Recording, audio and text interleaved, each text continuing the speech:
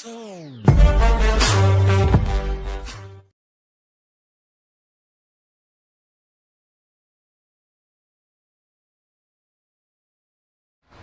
जो next type के question निकल के आते हैं वो आते हैं लेंथ ऑफ कॉमन कॉर्ड।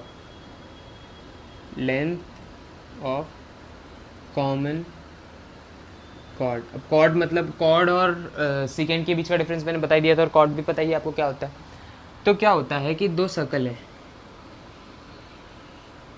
जो एक दूसरे को इंटरसेक्ट करते हैं दो पॉइंट्स पे, तो ये जो फॉर्म होता है ये होता है हमारा कॉमन कॉर्ड।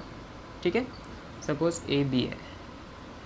अब हमें क्वेश्चन में गिवन होता है कि find the length of the common chord, तो हमें ये कैसे निकालेंगे, और हमें दोनों की इक्वेशन गिवन है। सपोज ये C1 है, ये C2 है। अब हमें C1 और C2 गिवन है, तो C1 क्या ले लेते हैं हम। सपोज C1 एक सकम इक्वेशन ले लेते हैं हम, क्या होता है x² + y² + 2g1x + 2f1y + c = 0। और इसलिए C2 क्या होगा, x² + y² + 2g2x + 2f2y + c = 0। ठीक है, ये C1 है और ये C2 है, दो इक्वेशन दे रखी है हमें। ठीक है, अब उस केस में हमें ये लेंथ निकालनी है। कैसे निकालते हैं, बहुत ही ईजी तरीका है, ध्यान से देखना, समझ आ जाएगा, ध्यान से देखना। तो इसको निकालने का एक सिंपल सा तरीका है क्या, कि हमें जब ये दोनों इक्वेशन पता है सर्कल की, ठीक है, तो हम कोई भी एक सर्कल ले लेते हैं, कोई भी एक सर्कल, सपोज C1 ले लिया हमने, तो C1 का हम सबसे पहले रेडियस निकाल लेंगे। रेडियस कैसे निकालेंगे, हमें ये पता है C1 का क्या है, -g1, -f1 है। तो r क्या निकालेंगे, √of g1² + f1² - c। C1 C2 भी ले लेते हैं, कांस्टेंट अलग अलग है क्वेश्चन में, हाँ कांस्टेंट भी अलग अलग है। तो हमने C1 यहाँ ले लिया, तो हमने कोई भी C1 का निकाल लिया, तो हमने कांस्टेंट 1 डाला और ये हमारे इसका रेडियस आ गया। ठीक है, सपोज रेडियस हमारा r आ गया, कैपिटल R, ये हमारा r आ गया। ठीक है, तो सपोज इसकी इक्वेशन दे रखी है हमें ax + by + c। तो अब हमें इसकी इक्वेशन गिवन है और हमें ये पॉइंट पता है, तो अभी हम जस्ट पढ़ के आए थे क्या, परपेंडिकुलर डिस्टेंस निकालेंगे। ठीक है, परपेंडिकुलर डिस्टेंस निकालना आता है ना, अभी जस्ट अभी करके आए थे। फॉर्मूला क्या होता है, d = mod में ax1 + by1 + c / √of a² + b²। ठीक है, ये होता है हमारा फॉर्मूला d का, परपेंडिकुलर डिस्टेंस निकालने का, और हमें पॉइंट। ठीक है, तो उस केस में हमें ये पॉइंट पता है, -g, -f है, ये गिवन होता है क्वेश्चन, ऐसे टेंशन मत लेना, ये पूरी इक्वेशन गिवन होती है। तो उस केस में हम सेंटर निकाल लेंगे, सेंटर निकालने के बाद हम क्या निकालेंगे, परपेंडिकुलर डिस्टेंस निकालेंगे। परपेंडिकुलर डिस्टेंस निकाल लिया, सपोज हमने ये हमारा x आ गया। ठीक है, सपोज d हमारा x के बराबर आ गया, हमें ये पता लगे, ये पता लगे। अब ये 90 डिग्री है, तो पाइथागोरस थ्योरम क्या कहती है, पाइथागोरस थ्योरम के मुताबिक क्या होता है कि जब हाइपोटेनस पता हो और बेस पता हो, तो हाइट क्या होता है, h² = r² - x², यही होता है। तो h क्या हो जाएगा, √of r² - x²। ये हमारे इसकी वैल्यू हो जाएगी। लेकिन याद रखना, ये कभी भी ये लेंथ ऑफ कॉमन कॉर्ड आए ऑप्शन में तो इसको टिक मत कर देना, क्यों, क्योंकि ये सिर्फ इतने का है और हमें लेंथ निकालनी है पूरी, तो इसका ट्वाइस कर देंगे तो हमारा जो पूरे की लेंथ आ जाएगी। तो सपोज हमने लेंथ ऑफ कॉमन कॉर्ड कितनी आएगी, length = twice of √of r² - x²। ये हमारा फाइनल इक्वेशन हुई, फाइनल जो हमारा फॉर्मूला हुआ, फॉर्मूला कह लो या फिर तुम इसे निकाल भी सकते हो, इसमें कोई इतना याद करने की जरूरत नहीं है, फॉर्मूला है तो लॉजिक के ऊपर बेस है। तो ये समझ आ गया कैसे आया लेंथ ऑफ कॉमन कॉर्ड, कैसे आया। इक्वेशन गिवन होगी हमें, उस वो भी केस बताऊंगा जब हमें इक्वेशन ना गिवन हो, तो ये उस केस में जब हमें इक्वेशन गिवन होगी देखना। ठीक है, तो जब भी ये बेसिक वाला क्वेश्चन होता है जनरली, ये नॉन इक्वेशन वाला आता नहीं है, आ भी जाए तो करवा देता हूँ फिर भी। तो ये जो पार्ट है, ये सपोज हमें इक्वेशन गिवन है क्वेश्चन में, उसके लिए है, तो ये हमने ये डाल दिया और लेंथ ऑफ कॉमन कॉर्ड आ गई हमारी।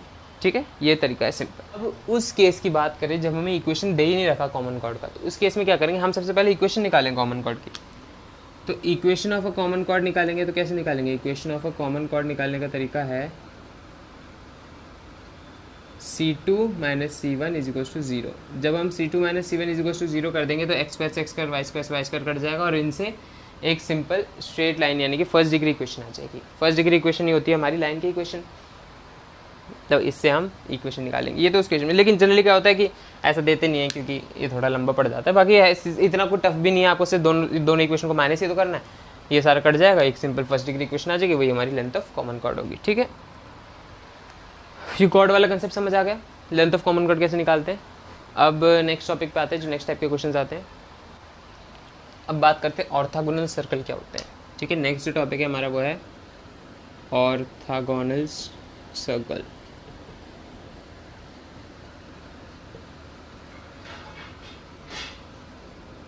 ऑर्थोगोनल सर्कल्स क्या होते हैं? सपोज ये एक सर्कल है और ये एक सर्कल है। ठीक है, जिन दो सर्कल्स के टेंजेंट जो है एक दूसरे को 90 डिग्री पे इंटरसेक्ट करते हैं, जिन दो सर्कल्स के टेंजेंट एक दूसरे को 90 डिग्री पे इंटरसेक्ट करते हैं वो हमारे ऑर्थोगोनल सर्कल्स होते हैं। ठीक है, अब ऑर्थोगोनल सर्कल के बीच का एक रिलेशन है, वो मैं समझा देता हूँ क्या है। सपोज ये हमारा C1 है, ये हमारा C2 है। C1 की इक्वेशन दे रखी है हमें क्या, X square plus Y square plus 2g1x plus में 2f1y plus C1 is equal to 0, और C2 की दे रखी है हमें X square plus Y square plus में 2g2x plus 2f2y plus C2 is equal to 0। ठीक है, ये C1 की इक्वेशन दे रखी है, C2 की इक्वेशन दे रखी है। तो क्या होता है, एक रिलेशन होता है उन दो सर्कल्स के बीच जो ऑर्थोगोनल होते हैं, मतलब जिनके टेंजेंट एक दूसरे को 90 डिग्री पे इंटरसेक्ट करते हैं। वो होता है, वो रिलेशन होता है 2g1g2 plus 2f1f2 is equal to C1 plus C2। ये याद कर लेना, ये भी काफ़ी इंपॉर्टेंट है। ठीक है, क्वेश्चन में आता है these are orthogonal circles and find the sum of the constants. ठीक है, तो हमें ये सारे गिवन होते हैं, कांस्टेंट का सम निकाल लेंगे कैसे, ये g1 g2 की वैल्यू डाल के f1 f2 की वैल्यू डाल के। ठीक है, तो ये भी काफ़ी इंपॉर्टेंट है, इसको भी देख लेना एक बार। ये कंडीशन है एक, ठीक है, ये कंडीशन ओनली तब सेटिस्फाई होती है जब सर्कल्स आर ऑर्थोगोनल। ठीक है, अब 3 टाइप के क्वेश्चन और बचे हैं, वो 3 टाइप के क्वेश्चन करवा दूंगा तो सर्कल्स पूरा कंप्लीट हो जाएगा, इससे बाहर कोई क्वेश्चन नहीं आता है। तो ये 3 टाइप के क्वेश्चन और है, इनको और देख लो अच्छी तरह, आपका सर्कल्स भी कंप्लीट हो जाएगा। ठीक है, नेक्स्ट वीडियो में हम पैराबोला कर लेंगे और फिर हम एलिप्स और हाइपरबोला भी ऐसे करके कंप्लीट कर लेंगे। ठीक है, तो अब जो बारी है नेक्स्ट टाइप के क्वेश्चन की, वो आता है कॉन्सेंट्रिक सर्कल पे बेस्ड क्वेश्चन। ठीक है, अब देख लो मैं बताता हूँ क्या होता है कॉन्सेंट्रिक सर्कल्स। मतलब क्या होता है कि एक सर्कल, उसके अंदर एक और सर्कल। ठीक है, कॉन्सेंट्रिक सर्कल की एक अच्छी प्रॉपर्टी ये होती है कि उन दोनों के सेंटर कॉमन होते हैं। ठीक है, दोनों के सेंटर सेम होते हैं, ये चीज़ याद रखना, दोनों के सेंटर हमेशा सेम रहते हैं। कॉन्सेंट्रिक सर्कल्स वो सर्कल्स होते हैं। ठीक है, सपोज ये C1 है, ये C2 है। कंफ्यूज मत होना, ये C here stands for circle है, तो सर्कल 1 ले लिया, सर्कल 2 ले लिया। ठीक है, अब देखो आगे क्या करते हैं, इसमें कैसे क्वेश्चन आते हैं, इसमें कॉन्सेंट्रिक सर्कल से रिलेटेड किस टाइप के क्वेश्चन आते हैं वो देखो एक बार। देखो क्या होता है, सपोज हमें C2 की इक्वेशन दे रखी है, क्या दे रखी है, X square plus Y square plus में 2g2x plus 2f2y plus C2 is equal to 0। ठीक है, और हमें दे रखा है कि जो C2 का रेडियस है वो ट्वाइस ऑफ C1 के रेडियस के बराबर है। ठीक है, रेडियस की बात हो रही है, C2 का रेडियस जो है वो ट्वाइस ऑफ C1 के रेडियस के बराबर है, मतलब कि ये बराबर है। ठीक है, और हमें बताना है कि find the radius of C1। तो उस केस में क्या करेंगे, हमें ये इक्वेशन गिवन है, ये किस टाइप के क्वेश्चन आते हैं वो बता रहा है, इतने ईजी क्वेश्चन आते हैं।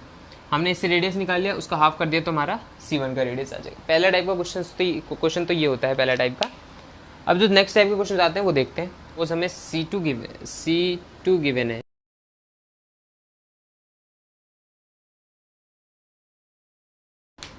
C2 गिवन है हमें क्या, X square plus Y square plus में 2g2x plus 2f2y plus k is equal to 0।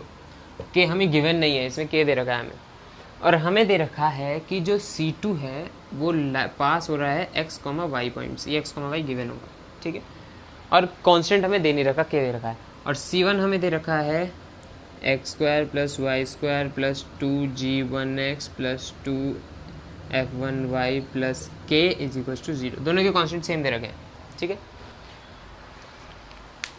उस केस में हमें दे रखा है कि ये एक्स है, हमें ऐसा कुछ रिलेशन नहीं दे रखा है इनके रेडियस का। ठीक है, हमें के दे रखा है। ठीक है, और बता रखा है कि C2 से ये पॉइंट पास हो रहा है। उस केस में हमें बताना है कि रेडियस ऑफ C1, तो हमें उस केस में फाइंड करना है, फाइंड रेडियस ऑफ C1। ये एक टाइप का क्वेश्चन है, ये भी आ चुका है, एनडीए में आया था ये। तो एक बार देखो इसको कैसे सॉल्व करना है। तो सबसे पहले क्या करेंगे, हमें एक्स वाई पॉइंट पता है तो हम उसको एक इक्वेशन में पुट करेंगे, C2 वाली इक्वेशन में पुट करेंगे। जब हमने एक्स वाई की वैल्यू डाली तो ये सॉल्व हो गया, ये सॉल्व हो गया, ये सॉल्व हो गया, ये सॉल्व हो गया, बचा के, और इन सबको उधर ले जाएंगे तो माइनस में हमारे के की वैल्यू आ जाएगी। यहाँ से के की वैल्यू आ गई, उस के की वैल्यू को हमने इस इक्वेशन में पुट कर दिया। पुट कर दिया के की वैल्यू यहाँ पर, और फिर C1 के रेडियस का फॉर्मूला लगा दिया हमने, क्या होता है G1 square plus F1 square minus जो और अब जो नेक्स्ट टाइप का क्वेश्चन है वो आता है, नेक्स्ट टाइप का क्वेश्चन वो इस टाइप से आता है, वो आता है थर्ड सर्कल से रिलेटेड, इंटरसेक्टिंग सर्कल बोलते हैं जिसे हम। सपोज दो सर्कल हैं, ये एक सर्कल, ये दो सर्कल, और एक थर्ड सर्कल पास हो रहा है जो इंटरसेक्टिंग पॉइंट्स है इनके, ठीक है। सपोज ये C1 दे रखा है, ये C2 दे रखा है और ये C3 दे रखा है। हमसे पूछ रहे थे find the equation of circle C3, ठीक है। इसका एक बहुत ही सिंपल तरीका हमें ये निकालने के लिए आ जाता है, और ये हमारी कॉमन कॉर्ड है वैसे तो, पर देख लो उसकी ज़रूरत नहीं, ये हमारी कॉमन कॉर्ड है। अब हमें क्वेश्चन में गिवन होता है find the circle of C3, यानी कि हमें दे रखा find the circle of the equation that passes through the intersecting points of to circles, ठीक है। वो हमारा थर्ड सर्कल होता है। और इस टाइप के क्वेश्चंस में एक चीज़ और गिवन होती है, वो गिवन होता है कि किस पॉइंट से ये, एक पॉइंट भी गिवन होता है जिस पॉइंट से पास होता है, से एक्स और वाई ले लिया हमने, ठीक है। हमें एक पॉइंट गिवन होता है कि ये इस पॉइंट से पास हो रहा है, और दे रखा होता है कि थर्ड सर्कल है। अब हमें बताना है कि इस सर्कल की इक्वेशन क्या है। तो इसकी इक्वेशन निकालने के लिए हम एक फॉर्मूला यूज़ करते हैं, वो है C1 plus lambda C2 is equals to 0, ठीक है। C1 सपोज हमें दे रखा है X square plus Y square plus 2g1x plus 2f1y plus C1 is equals to 0। C2 दे रखा है हमें X square plus Y square plus में 2g2x प्लस में 2f2y plus C2 is equals to 0। ये C1 और C2 दो equation दे रखी है, और हमें थर्ड सर्कल की इक्वेशन निकालनी है। हमें कुछ नहीं करना है, ये एक्स और वाई की वैल्यू ना इन दोनों में पुट कर दो, जहाँ पर एक्स है वहाँ एक्स डाल दो, जहाँ पर वाई है वहाँ वाई डाल दो, और G1 X1 F1 G1 F1 G2 F2 given होते हैं, ठीक है। तो ये दोनों कर दिया हमने, वैल्यू आ जाएगी, तो वो वैल्यूज़ यहाँ पर पुट कर दो, ठीक है। C1 यहाँ पर, C2 यहाँ पर, तो हमारी लैम्डा की कुछ वैल्यू आ जाएगी, लैम्डा निकाल लिया हमने, ठीक है। अब लैम्डा निकलने के बाद आपको कुछ नहीं करना, इस इक्वेशन को एज इट इज़ रहने दो, लैम्डा पता लग गया। अब इसको एक्स स्क्वायर का एक्स स्क्वायर रहने दो, इसमें एक्स स्क्वायर का एक्स स्क्वायर रहने दो, इन दोनों को सिंपली ऐड कर दो, वैल्यूज पुट करने की जरूरत नहीं है। अब ये एक्स वाई पुट करने की जरूरत नहीं, सिंपली ऐड कर दो। हमें लैम्डा की वैल्यू पता लगाने की, लैम्डा की वैल्यू पता लगा दी, तो इस इक्वेशन में लैम्डा से मल्टीप्लाई कर दो, पूरी इक्वेशन में मल्टीप्लाई करना, क्योंकि हमें इक्वेशन निकालने से पहले, और इसकी इक्वेशन को ये एज इट इज रहने दो, और इसके बाहर हमने मल्टीप्लाई में क्या लगा दिया, लैम्डा लगा दिया, C2 के बाहर है ना, लैम्डा लगा दिया, और इन दोनों को ऐड कर दिया, सॉल्व हो गया। तो सिंपली ऐसा कुछ बनेगा 1 plus lambda X square plus में 1 plus lambda Y square plus में 2g1 प्लस में 2g2 lambda into x plus में ऐसे करके 2y lambda F2 plus F1 plus में C1 plus lambda C2 is equals to 0। इस टाइप की equation form हो जाएगी, ठीक है। यहाँ से 2 भी कॉमन ले लेना, 2 मैंने कॉमन लिया नहीं, तो G1 प्लस लैम्डा G2 ऐसे करके ये पूरी इक्वेशन बन जाएगी। ये इक्वेशन बनने के बाद कुछ नहीं करना, मल्टीप्लाई करना बस लैम्डा को अंदर, ठीक है। और फिर इसी इक्वेशन के बाद हम लैम्डा की वैल्यू पुट करेंगे तो हमारी इक्वेशन ऑफ थर्ड सर्कल आ जाएगी, ठीक है। ये था हमारा, इस टाइप के क्वेश्चन भी आते हैं जो थर्ड सर्कल निकाले के आते हैं। अब जो लास्ट टॉपिक जो बचा है हमारा, जो लास्ट टाइप का क्वेश्चन आता है वो आता है टेंजेंट के बेस पे। वो टेंजेंट का कंसेप्ट और बता देता हूँ, उसके बाद ये सर्कल्स खत्म हो जाएगा। चलो ये लास्ट टॉपिक भी खत्म कर लेते हैं। इस लास्ट टॉपिक में क्वेश्चन में आता है find the number of common tangents, ठीक है। तो ये जो हम करेंगे नंबर ऑफ कॉमन टेंजेंट्स निकालने के लिए करेंगे, ठीक है। इसमें टोटल 6 केसेस होते हैं कॉमन टेंजेंट, ठीक है। इसमें टोटल 6 केसेस होते हैं, 6 केसेस, ठीक है। अब इनमें से एक एक केस को पढ़ते जाएंगे, मिटाता जाऊंगा। फर्स्ट केस होता है ये,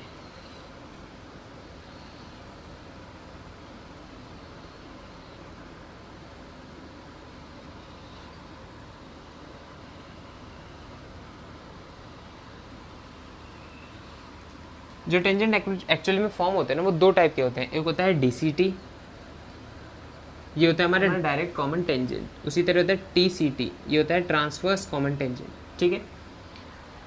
DCT का मतलब होता है जो direct circle to circle touch हो रहा है, ठीक है। और ट्रांसवर्स का मतलब होता है जो क्रॉस शेप में टच हो रहा है, मतलब अपोजिट साइड से टच हो रहा है, ठीक है।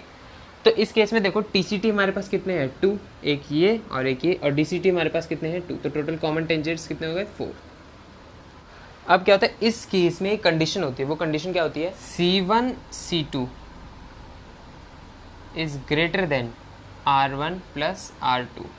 C1 C2 is greater than R1 plus R2। C1 क्या है, ये C1 है, ये C2 है, ये R1 है, ये R2।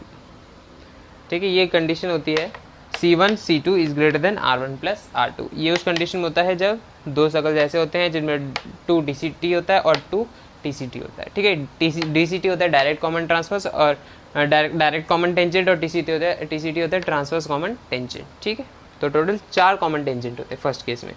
सेकेंड केस देखते हैं। सेकेंड केस में क्या होता है, एक सर्कल तो छोटा होता है और एक बड़ा। सर्कल पे मत जाना यार, समझ लो बस। ठीक है, तो ये सपोज C1 है, ये हमारा C2 है। ये कॉमन टेंजेंट ये हो गया, एक कॉमन टेंजेंट ये हो गया और एक ये हो गया। ठीक है, इसमें आप ध्यान से देखो तो TCT हमारे पास सिर्फ एक है। ठीक है, और DCT हमारे पास कितने हैं, 2।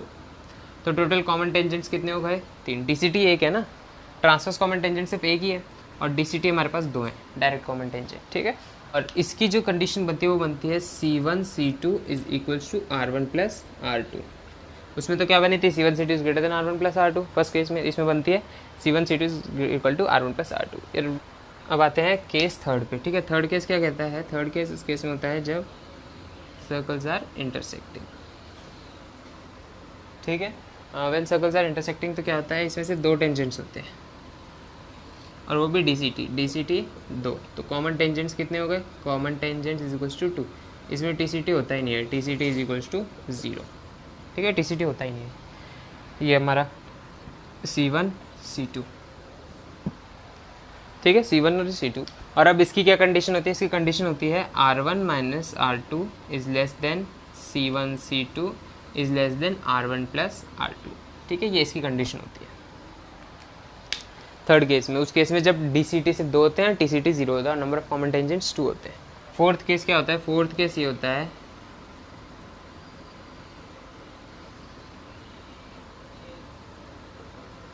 इसमें एक ही होता है कॉमन टेंजेंट्स और वो भी DCT इज इक्वल्स टू 1। और इसमें क्या कंडीशन होती है, R1 माइनस R2 मॉड में is equals to C1 C2। ठीक है, ये हमारा है C1 और ये है हमारा C2। ठीक है, C1 C2 is equals to R1 minus R2 mod में क्योंकि किसी का रेडियस वो तो हमारे ऊपर है ना कि हम किसको R1 लेते हैं किसको R2 लेते हैं। ठीक है, इसलिए ये हमारा फोर्थ केस है, उसमें ये कंडीशन बनती है। फिफ्थ केस देखते हैं। फिफ्थ केस होता है कॉन्सेंट्रिक सर्कल्स के ऊपर। कॉन्सेंट्रिक सर्कल्स ये होते हैं, इनमें नंबर ऑफ कॉमन टेंजेंट्स कितने होते हैं, 0 हो ही नहीं सकता क्योंकि ना ये इससे टच हो रहा है ना ये इससे टच हो रहा है और टेंजेंट्स तो बन ही नहीं सकते। तो नंबर ऑफ कॉमन टेंजेंट्स कितने हो गए, 0, खत्म। सिक्स जो लास्ट कंडीशन है वो कहती है कि ये एक सर्कल है और ये कहीं ऐसे दूसरा सर्कल है, कहीं विलाई कर रहा है इसमें। ये सपोज C1 है, ये हमारा R1 है, ये C2 है, ये हमारा R2 है। ठीक है, ये लास्ट कंडीशन है। इस केस में सर्कल जो है सेंटर से थोड़ा छोटा होता है, सेंटर से अंदर होता है। ठीक है, तो C1 C2 is less than R1 minus R2, ये कंडीशन इस केस में होती है। और सेम टेंजेंट्स कितने होते हैं, 0 कॉमन टेंजेंट्स। तो यार यहाँ तक हमने सर्कल्स जो है वो ख़त्म कर लिया है। बेसिक से गए थे, एडवांस तक कर लिया हमने सारा। सर्कल में इससे ज़्यादा कोई क्वेश्चन आता नहीं है, इससे ज़्यादा कोई नेक्स्ट टाइप का क्वेश्चन आता नहीं है। और नेक्स्ट वीडियो में हम पैराबोला करेंगे, फिर एलिप्स और फिर हाइपरबोला करके हम चैप्टर ख़त्म कर लेंगे। ठीक है, इससे रिलेटेड आपको कोई भी डाउट हो, कोई भी क्वेरी हो, आप मेरे को डायरेक्टली मेल कर सकते हैं या फिर आप मेरे को व्हाट्सएप कर सकते हैं मेरे नंबर पर जो कि नीचे आ रहा होगा, तो आप उस पर मैसेज कर दें। दैट्स ऑल यार, थैंक यू। और प्लीज़ कोई इम्प्रूवमेंट हो तो ज़रूर बताना कमेंट सेक्शन में। इम्प्रूवमेंट्स बताते रहोगे तो ही नेक्स्ट वीडियो में और इम्प्रूव करता जाऊँगा। That's all, thank you.